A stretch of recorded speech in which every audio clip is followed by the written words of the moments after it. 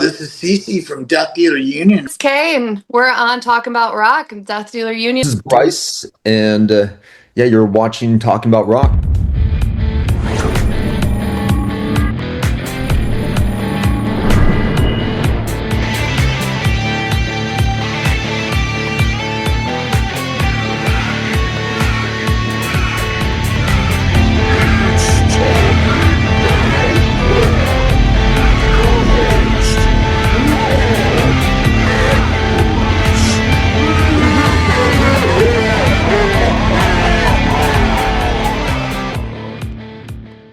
All right, today we have for you a Los Angeles-based metal band, Dealer Union, formed in late 2019 by drummer CC McKenna and guitarist Doug Weiand. Dealer Union quickly forged an identity defined by vision and precision. Their cinematic music videos fuse theatrical intensity with emotional depth, immersing audiences in an experience that feels both ritualistic and revolutionary. Here to chat with us about the latest track, Square Hammer, let's welcome Kay, Brice, and CC from Dealer Union. Folks, so glad to have you here. So glad to be here. Definitely. Thank you. Yeah, definitely, guys. This is cool great. We got a full house this time, pretty much, so we're definitely digging that. So, CC, I guess I want to start with you here because I want to hear about how this project kind of got put together. You know, in the beginning, you know, getting these folks together. Can you tell us a little bit about how this started out? Yeah. So you know, gosh, it was 2018, 2019. I was kind of looking for something to do in the music space again. I'd kind of been out of it for a few years. I was just basically a drummer in several different bands, if you will. And so that was my background. So this was kind of my effort to put together an original act of something I had a vision for a long time. So Doug and I kind of started, and it just kind of started. I mean, we were just starting with a single. We didn't really know what was going to happen, and it just kind of snowballed, kind of took on a life of its own. And now here we are a few years later, and we're doing interviews on podcasts. Yeah, that's the way of things nowadays, right? This is the new, like they say, this is the new TV interview as a podcast. You know? Yeah. And it's growing everywhere. Now Netflix is doing podcasts too as well. Yeah, totally. Yeah. So we went through kind of a different iteration of the band early on. I think now you're going to see, like, this is the real Dealer Union now. Like our band now really feels like a family, and we really are a tight unit, and we're all kind of on the same page, and it's just a much different feeling. And I think it's going to be reflected in the music and what you see moving forward from us. So I would just say that I personally think that it's just a really a great lineup now, and really the perfect lineup. And so we're going to embark now on this, and this is really the sound and everything that I had really hoped for this band from the beginning. And I think we've now capitalized on it with now having Brice and Kay in the band. And so, yeah, definitely. I mean, the new track sounds great. You know, Kay, can you give us some background on this? I love the videos, what you guys got going on here. It's very, very cool. When I saw that video, I'm like, I need to speak to this band because they're understanding kind of what it's about. I love the theatrics about it, you know, putting it out there, making an experience of the music, right? Mm-hmm. Definitely. Yeah, so the video was Square Hammer. We kind of steered away from the more I can't find the word I'm looking for. Traditional, niche, normal. Yeah, just like the very obvious way to interpret the song. Right. And we took it and kind of put it like a little bit more of like a spin on it, kind of making it more about someone who's refusing to give in to the powers of the world and is choosing to make the rules for themselves. And no matter what is coming at them or what's trying to, like, they ultimately end up victorious in that situation because they're staying true to them and not giving to the outside. Yeah, is that something you guys think about, CC, when you're writing this music? Do you think about the visualization? Do you have any of that in mind when it's going? I mean, I know personally, when you hear tracks from certain bands, you're like, oh, that's an opening song, or that's a headlining song, or that's, you know what I mean? Are you guys thinking about that at all, CC, when you're putting this together, the theatrical vision, or what you're seeing at all? Well, yeah, certainly. And that's a great explanation what Kay just said. That was like perfect. Like I couldn't have said that better anymore about Square Hammer and how we kind of interpret it. And yeah, when we're writing the songs, I think with this last album, I think we kind of took an overall theme and made 10 songs out of it. Basically, I think we wanted to capture a much more raw, intense, darker sound. I think we wanted to focus on sort of abstract ideas, if you will, and like in, for instance, Black House. Black House was kind of based on it's one of the songs on the record, but when I was growing up as a kid, I was raised on a ranch early on, and I always knew that in this ulterior sort of dimension or whatever, there was this black house that was on the hill next to our house. Okay, so that was something growing up that you saw. Yeah, but it was what was funny is that since the producer had a lot to do with putting some of the phrasing together and on the words, he too had a Black House experience. And so it was like really kind of weird how that came together and stuff, how we, so just for instance, that is, and I think we were just kind of naturally trusting the process of what was, inspirations were just flowing instead of trying to reach out and grab or force something. Yeah. And you mentioned, different things growing up, different influences, Brice. So maybe you could talk to some of that, Brice, about some of the influences maybe you had early on, some of the musicians or things that you draw upon, for the sound for this band. Do you have any of those thoughts? Yeah, so when it comes to I guess the writing process, so I joined a band like after the whole album was written. Like I would say as far as that, I feel like if Doug was here, he would be able to better answer that question per se about. Right. But for yourself, maybe you could just speak to your own influences and stuff of just yourself. As a bass player? Yes. Yeah. I take a lot of inspiration from like guys like David Ellefson from Megadeth, Cliff Burton from Metallica, Steve Harris from Iron Maiden, and Geddy Lee from Rush. And some of the huge heavy hitters definitely that made their mark and on music for sure. Definitely very cool. No, especially like as a metal bassist, I took a lot of inspiration from those four that I mentioned.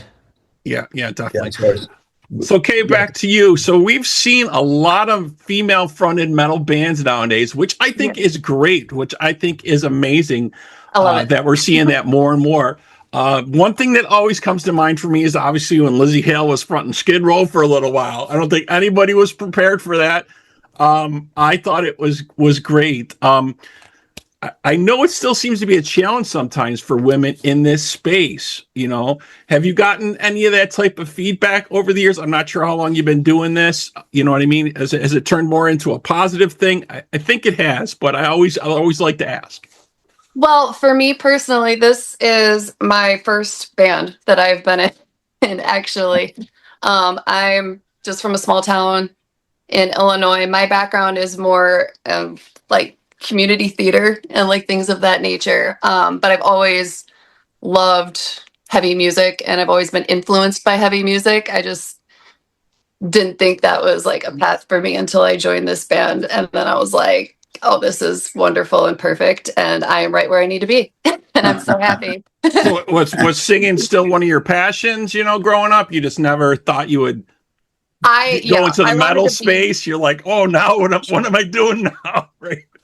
No, it's like it all kind of like it was interesting when I joined the band. It was all the different like little puzzle pieces of my life kind of were like click, click, click, click, click. Oh, all of this stuff just like makes sense and it all works now and it all just is organic and just is beautiful and I love it. But no, I've been singing ever since I can remember. I was in my first musical at like 11 years old. I've done a ridiculous amount of musicals in my life. Performing, singing, all of that has always been my like top passion for myself in life. Gotcha. Yeah, I just love it. It's very cool what you guys got going on for sure. So CC, when you found Kay, I don't know how you went through the process, auditioning or what have you, when you found the other band members, and to find the voice for the band, I think is a huge important thing, right? That's going to be your forward facing face of that band. That's who people are going to relate to, right? Can you speak to that a little bit about going through that process? Yeah, it was really, I think Kay and I still kind of chuckle about it. I think it's will go on for a while. To be honest with you, it's just kind of a miracle. I don't know. Kay was came out of the ethers. Right. Well, she was saying all the pieces were fitting into place for her finally. She, kind of like that. But how did you guys connect? Was it YouTube or something? Or Lauren Hart had. So Lauren Hart, who's now singing with Arch Enemy, she and I are friends, and we were down at her boyfriend's house in Orange County. This is before she joined Arch Enemy, and we were chatting it up, and of course I was talking to her about possibly lead vocalist. She decided not to, but we were, we still stay in contact, and so does Max Morton and myself, her boyfriend. But at the time, she says, just out of the blue, she says, yeah, I should just run an ad on Backstage, CC. I'm like, what? And she's like, yeah, and I'm like, well, that's for actors. She goes, yeah, just do it. So I did it. And I didn't get, for 2-3 months, I didn't hear anything. And then I get this obscure email one day from Kay. And the rest is history. So awesome. So Lauren was right. Yeah, I always like to hear those stories, kind of how pieces fell together or who found who or what have you. Yeah. You know what I mean? Very, very cool. So also coming up, you got the album set for release summer 2026. What can you tell us about that? Can you give us a little bit of insight of what's going on with that? Sure, yeah. So tomorrow we'll drop, the video will drop for our first single off the record, Call to the Moonlight. And then and the pre-sale starts exclusively for viewers of the video. And then the pre-sale hits the stores next Friday with the album, and Call to the Moonlight will be on sale in iTunes. You can get it this first week exclusively through our website and exclusive merch. And then after Friday, July 3rd, we will release about every 8 weeks a single from the record until we get to September, and then we start and play some shows with the complete release of the full record. And that's kind of the plan for the summer. Cool. Have you guys played together yet in a full group ensemble or any gigs yet, or this will be the beginning? Well, we played, we rehearsed together, prior to the videos and stuff like that. But this will be our first as a band playing as a gig, as a live gig. Yeah. Yeah, So I have to ask you, because you mentioned some other acts here. Any interest from any of those acts out there to see what happens when you guys get this put together? Maybe do some shows with anybody. Any feedback or interest yet? I mean, we would absolutely, be honored to tour with or play shows with any of those bands. We do actually have, I think we're talking with a bigger agency tomorrow that's very interested in us. And there was another person as well. So I think as kind of things progress, things will start building a little bit better. But yeah, we're as of come September, we'll be road ready and road tested and ready to play, as much as we can play. Yeah, that sounds great. So hopefully Brice and Kay are getting ready to be road warriors and hit the road. As we know, is such the difficult part of any band nowadays, right? I mean, going on the road, the expenses, the travel, things you have to deal with, not so nice backstage areas, shall we say, not so nice, maybe accommodations. It's all that stuff rolled into one. It seems like it's such a big challenge, but it's the only way for artists to make money nowadays. Yeah. Well, I'm lucky because I have like a great bunch of people to travel with. They're like my family. So, we all get along really well. So that's what everybody says. That's the most important part. Even maybe a little bit more important than how great the musicianship is. Right? It's better. It's better to hang.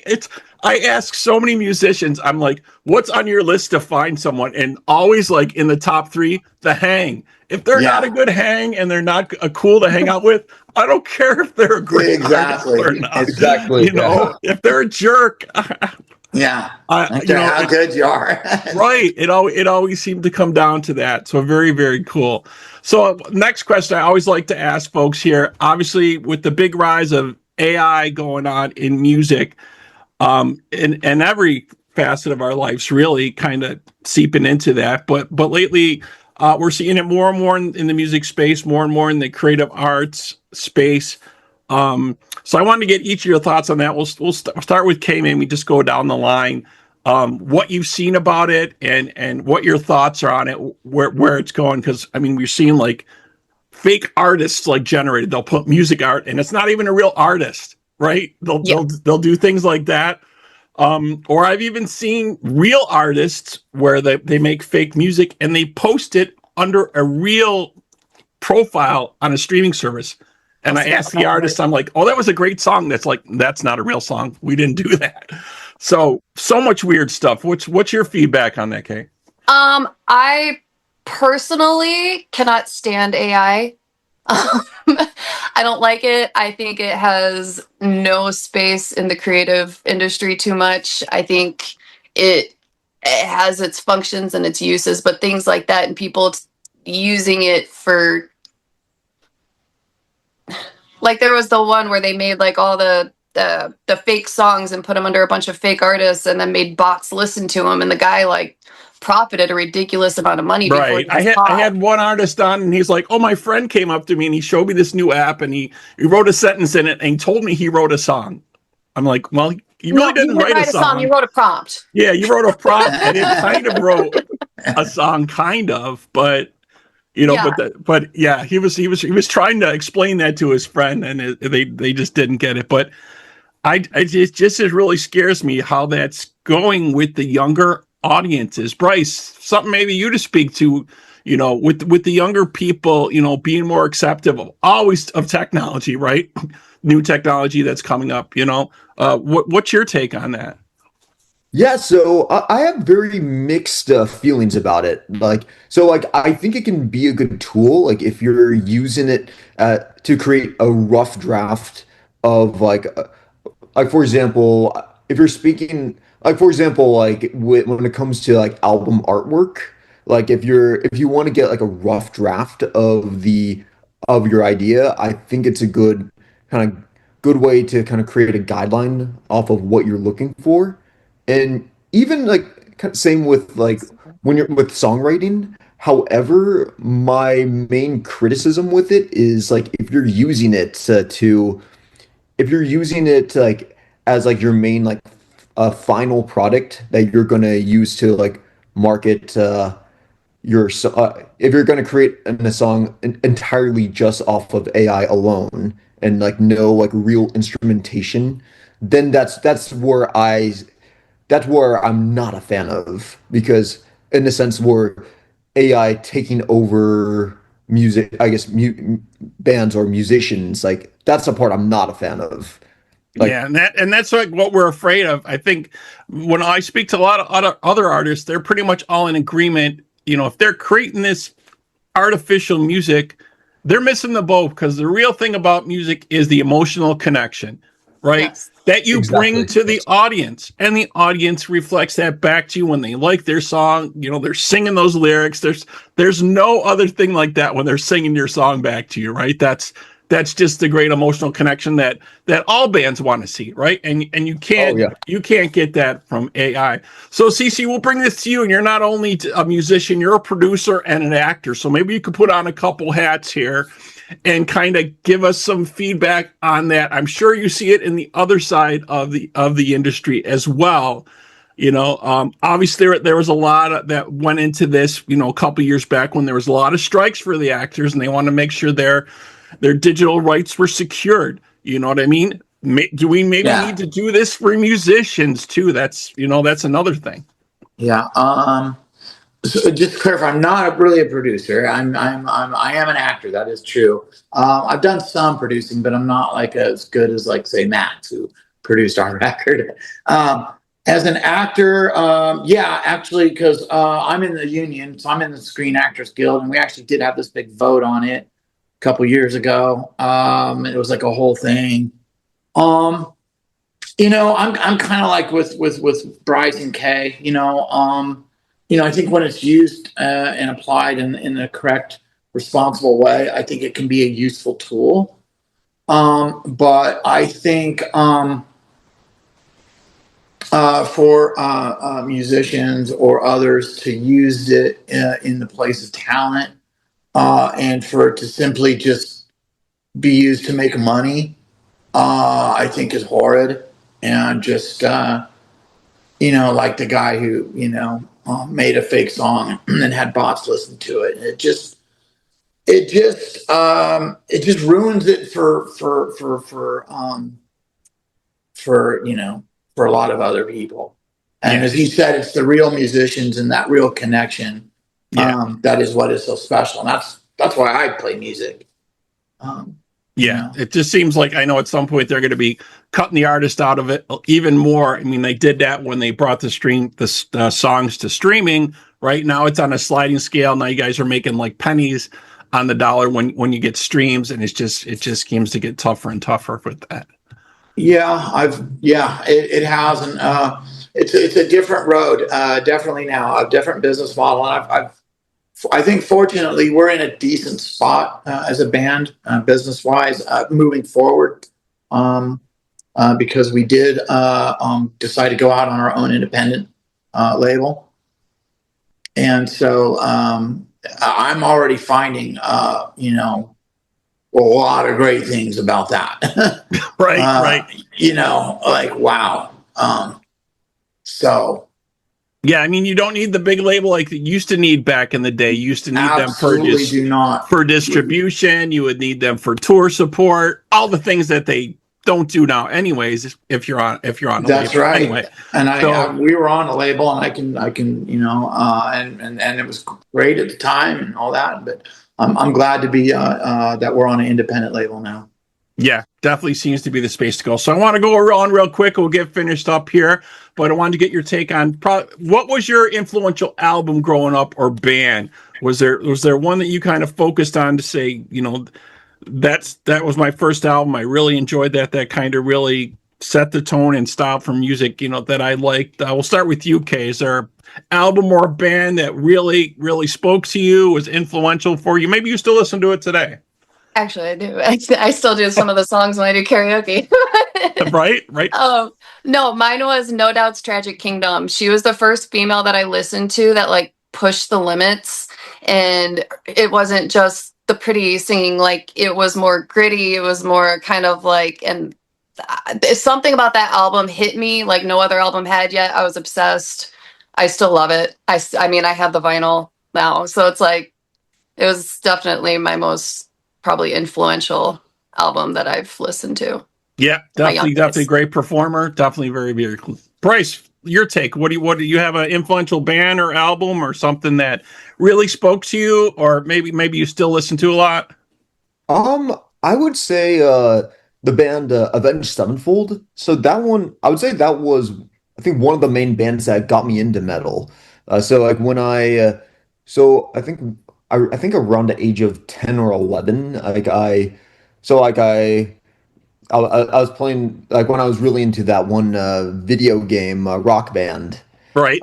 Yeah, I think they had that one song Almost Easy off. It was off their like second record, and yeah, I was just hooked onto like that song and then the album, and then I would say it was like yeah, Avenged Sevenfold, Metallica, and Bullet for My Valentine were like Yeah. the main three that really I guess helped solidify my taste in heavy metal. Yeah, that seems to be a very big thing with younger folks. They get exposure to all this music through video games, and some of the classic artists didn't realize that. I brought that up to a couple of them and said, if you get your songs in some of these games, they're playing those games. They're going to hear your stuff.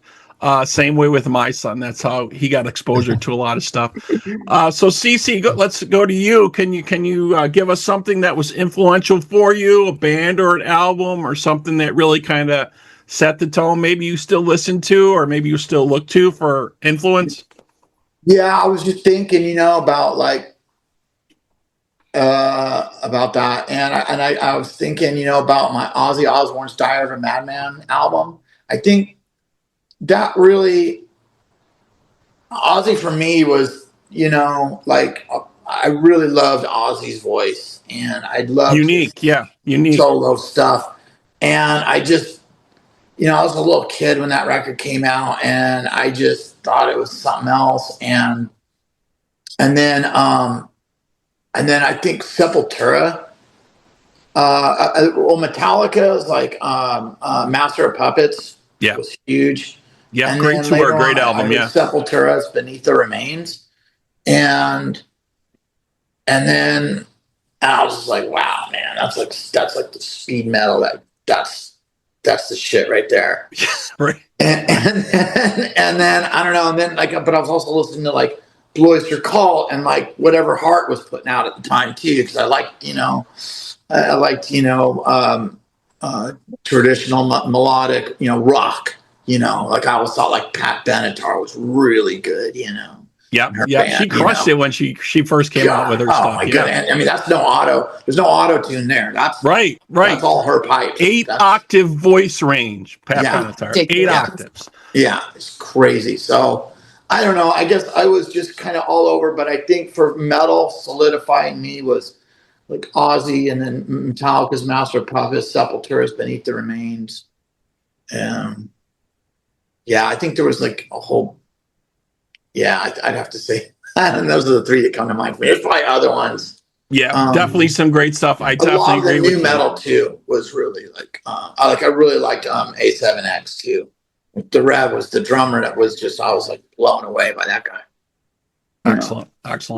All right, well, very cool. So we'll wrap things up here. So obviously the new track Square Hammer is streaming now from Dealer Union. CC, where should they go and check you guys out? Social media, website, what you got? Yeah, so www.deathdealerunion.com, and we're at Death Dealer Union on all the socials. And stay tuned tomorrow because Call to the Moonlight, the first original off the new Dark Sister record drops. The video drops tomorrow, and everything will be on sale and available at the store tomorrow. And then stay tuned throughout the summer. We'll have more dropping from Dark Sister.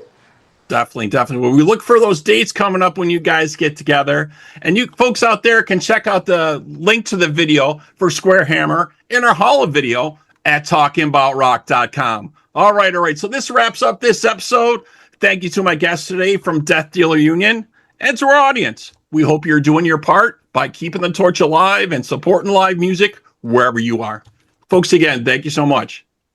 Thank you. Thank you so Yeah. much. See you Yeah, thanks for later. having us. Thank you. Thank you for having us.